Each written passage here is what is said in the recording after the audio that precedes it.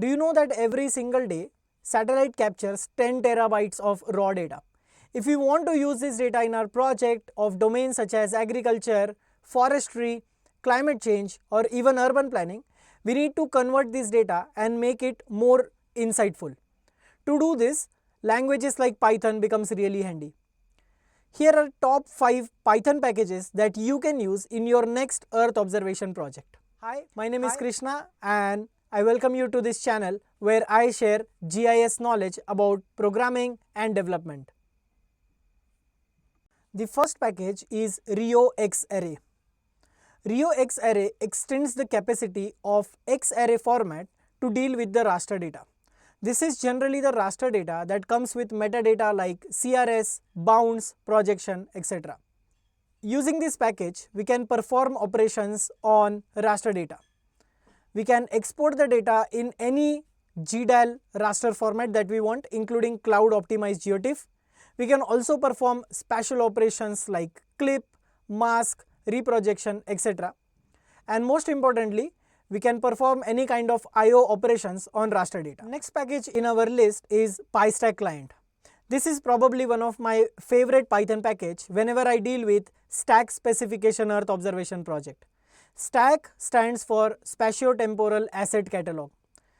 Imagine that when we generate terabytes of data every single day of the entire planet, we need a smart way of organizing all this data, so that we can find the data based on location and based on the date that we want very easily.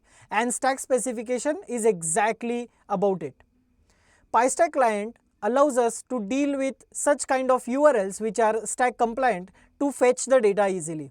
You can query the data based on date range, based on bounding box, based on geometry, or even based on metadata information such as cloud cover or type of satellite, etc. Satellites such as Sentinel, MODIS, Landsat are perfect example of stack specification, and using PyStack client you can access these datasets easily. The next package in our list is Google Earth Engine Python API. Now you probably have heard about Google Earth Engine in the past because it is an awesome tool which allows us to access petabytes and petabytes worth of data with few clicks and totally free. You can simply sign up for a Google Earth Engine account and start using all these data sets. Google Earth Engine has clearly written their documentation which makes it very easy for us to do spatial analysis and operations such as clipping, masking, etc. But here I would like to tell you about one simple catch, that you cannot use Google Earth Engine in your commercial projects. It is totally fine if you want to do academic research, but I would highly recommend you guys to check out more on the licensing if you want to use it in any of your commercial project. I run a company known as Rotten Grapes Private Limited, where we help lot of clients and organizations who started doing research using Google Earth Engine, and now it's time for them to make it a commercial product. We help them to move out of the Google Earth Engine bubble and get everything done with all the entire open source packages such as PyStack client, RioXArray, T-Tiler and more. If you have such kind of use case, you can reach out to us by the link given in the description.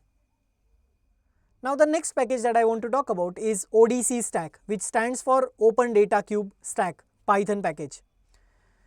Few minutes ago we talked about PyStack client. Using PyStack client we can get access to any of the stack specified Earth observation data. But PyStack will only give us the metadata, not the actual data, and that is where ODC Stack comes into the picture.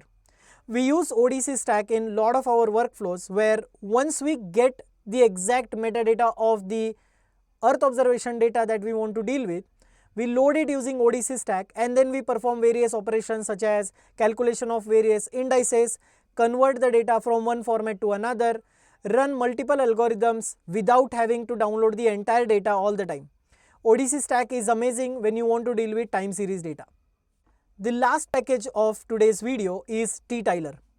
T-Tiler is an amazing project which allows us to expose our data in a tile format. This data can be your raster data hosted somewhere on the link, or it can be in your own system, or it can be a simple stack specification URL. Using T-Tiler, you can convert this into XYZ tile URL, which then you can use in any kind of web client such as OpenLayers or Leaflet. Using T-Tiler, you can also perform operations on the fly and decide what kind of color palette that you want from the Matplotlib color palette library. And this is it. I think these 5 tools will help you to level up your Earth observation project. If you want to read more about these tools, check out the blog link in the description. For upcoming videos on different packages that you can use depending upon your industry, make sure to subscribe to this channel. Thank you.